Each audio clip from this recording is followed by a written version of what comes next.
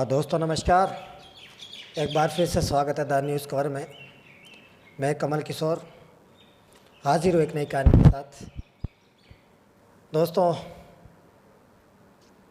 India today पर आपने तड़ीपार का इंटरव्यू सुना होगा, जिसमें तिहाड़ी मजदूर तड़ीपार का इंटरव्यू ले रहा है। उसमें आपने देखा कि इंटरव्यू किस आधार पर लिया जा रहा है, यानी कि ये मान लिया जाए जैसे कि पहले से ही सवाल लिखे गए हो। जिस प्रकार से गोदी मीडिया के पत्रकार चापलूस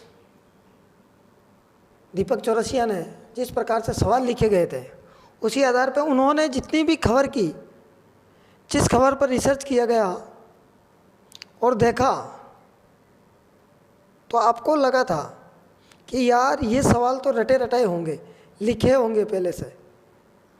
उन्होंने एक बार भी पुलवामा का नाम नहीं लिया, सीधे बोला कि जहाँ तक मेरी जानकारी में है, तड़ीपार के शब्द नहीं है कि जहाँ तक मेरी जानकारी में है, जो समन मिला सीबीआई का वो कोई दूसरे मामले से जुड़ा हुआ है। तो गृह मंत्री महोदय जी, आप ये भी बता देते कि जो वो पुलवामा अटैक को लेकर जो सत्यपाल मलिक साहब जो बोल रहे हैं, उसके ऊपर भी जवाब दे देते आप। ना तो वो जो तिहाड़ी मजदूर हैं उन्होंने कुछ बोला, ना अपने पुलवामा तक का नाम लिया। तो आप अंदाज़ा लगा सकते हैं कि गोदी मीडिया जो है भारत के अंदर एक कैसे नफरत फैलाने की, भारत के लोगों के जहन में जहर फैलाने का काम कर रहा है गोदी मीडिया। इसलिए दोस्तों, मैं हमेशा से बात कहता हुआ आया हूँ कि आप इस गोदी मीडिया का हर जगह बायकॉट करें। दोस्तों, वो करीबन 8-10 मिनट का इंटरव्यू है, उसमें कहीं भी पुलवामा अटैक को लेकर कहीं पर भी कोई नाम नहीं लिया गया।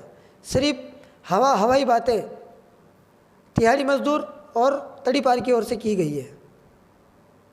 और उन्होंने स्पष्ट कहा, आपने देखा उस इंटरव्यू को देखिए कि तड़ीपार कितने घमंड में बोल रहे हैं कि चाहे जो सत्ता हमारे हाथ में है, चाहे जो देश में हम जो फरमान जारी करते हैं वो हमारा ही हुक्मरान चलेगा। खैर, देश में जिस देश में तानाशाह का शासन हो, वो जो तानाशाह कहेगा वही काम होगा देश में। क्योंकि सारी जो देश की सुरक्षा एजेंसी हो, चाहे वो सरकारी एजेंसियां हो, उन पे तो आप जैसे शाम दुम लगाकर बैठा रहता है, उससे तो बैठे हैं आप लोग। तो कहाँ से एजेंसी काम करेगी?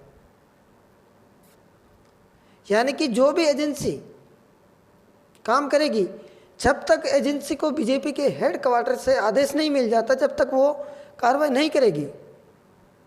करीबन इस देश में जब से ये बीजेपी की सरकार बनी है, तब से लेकर करीबन 3 से 3.5 हज़ार लोगों पर ईडी सीबीआई की रेड हुई है।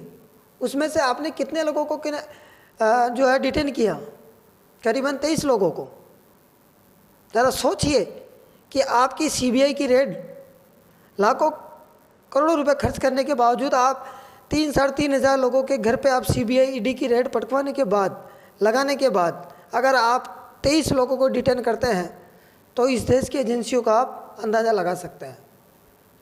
दोस्तों, मैं आपको एक बार फिर से कहना चाहता हूँ, इस देश में तानाशाह शासन कायम हो रहा है। इसका समय रहते हुए अगर हम लोग जागृत नहीं हुए तो न जाने आने वाले समय में ये लोग क्या क्या कर पाएंगे। खैर, इनकी अब उल्टी गिनती शुरू हो चुकी है। कर्नाटक का चुनाव देख लीजिए आप। कर्नाटक के चुनाव में किस प्रकार से इन लोगों का हाल हो चला है। इनके बड़े बड़े नेता, इनकी पार्टी के मुख्यमंत्री रहे, पूर्व डिप्टी सीएम रहे, पार्टी के कद्दावर नेता इनकी पार्टी को छोड़कर कांग्रेस में आ रहे हैं। प्रधानमंत्री पीएम मोदी ने जाना कर्नाटक में बंद कर दिया, अपनी चुनावी रैलियों को जाने के लिए बंद कर दिया। अपनी चुनावी रैली तक नहीं कर रहे हैं, क्योंकि इनको पता है कि हम कर्नाटक में हमारी एक तरह से बुरी तरह से हार हो रही है और कांग्रेस की आंधी नहीं, एक तरह से हवा चल रही है वहाँ पर। अब मेरे दोस्तों, इनके चेहरे जो हैं, जो इनके गंदे दागदार जो चेहरे हैं, वो आप बेनकाब होते नजर आ रहे हैं। इसलिए मेरे भाई और बहन, मैं आपसे एक बार फिर से कहना चाहता हूँ, इस देश में तानाशाह जो शासन कायम होने जा रहा है, अब उनकी कहीं ना कहीं हवा निकलती नजर आ रही है। मैं तो इस देश के गृह मंत्री अमित शाह से बिल्कुल चुनौती देता हूँ और इस देश की गोदी मीडिया को चुनौती देता हूँ कि आप बोलिए पुलवामा अटैक पर, बोलिए सत्यपाल मलिक के खिलाफ। जिस प्रकार से आप देश की लोगों के नसों में, लोगों के जहन में आप जहर घोलने का काम कर रहे हैं, उस प्रकार से आप सत्यपाल मलिक साहब से सवाल कीजिए और चलाइए। करण थापा ने जो इंटरव्यू, जो साक्षात्कार द वायर पर लिया है, उसके इंटरव्यू को चलाइए अपने मीडिया चैनल पे और कीजिए डिबेट। लेकिन गोदी मीडिया को अतीक अहमद और अशरफ की कहानियां सुनाने से ही फुर्सत नहीं है।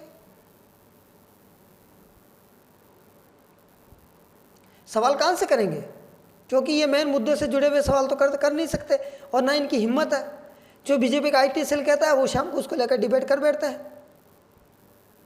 अरे अगर गोदी मीडिया के पत्रकारों, अगर आप में शर्म बची है तो चुल्लू भर पानी में डूब मरिए। आपसे अच्छे तो वो छोटे छोटे यूट्यूबर जो पत्रकारिता कर रहे हैं वो आपसे अच्छे हैं। इसलिए मेरे भाइयों और बहनों, आप सोशल मीडिया प्लेटफॉर्म पर जो भी पत्रकार आपको अच्छा लगे, मैं हमेशा से कहता आया हूँ, जो भी आपको अच्छा लगे उस पत्रकार को सपोर्ट कीजिए और उसकी आवाज़ को बुलंद कीजिए। वो आपके साथ खड़ा है और इस देश के साथ खड़ा है। दोस्तों, अब आने वाले समय में इस सरकार के खिलाफ एक क्रांति होगी और उस क्रांति में इस सरकार का पतन होगा। जिस प्रकार से अन्ना हजारे ने UPA गवर्नमेंट का पतन किया था, उसी आधार पे अब सत्यपाल मलिक साहब ने चिंगारी लगाई है। अब इस सरकार का पतन होना निश्चय है। धन्यवाद दोस्तों, मिलेंगे एक नई कहानी के साथ।